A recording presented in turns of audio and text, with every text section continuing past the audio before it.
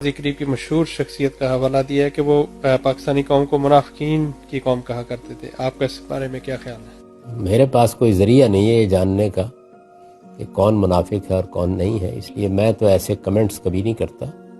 میرے خیال میں ہماری قوم کی تربیت نہیں ہوئی، اس کو اچھے طریقے سے تعلیم نہیں دی گئی، اسے دین کے معاملے میں ایجوکیٹ نہیں کیا گیا. اس کا نتیجہ ہے کہ بہت سی خرابیاں اس میں پیدا ہو گئی ہیں. وہ خرابیاں ہماری خرابیاں ہیں، ہم سب کو مل کے اس کو دور کرنا چاہیے.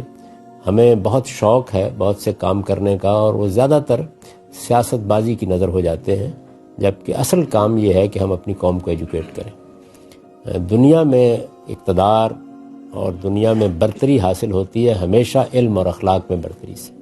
اسی کو ہدف بنا کر اپنی قوم کی تعمیر کرنی چاہیے.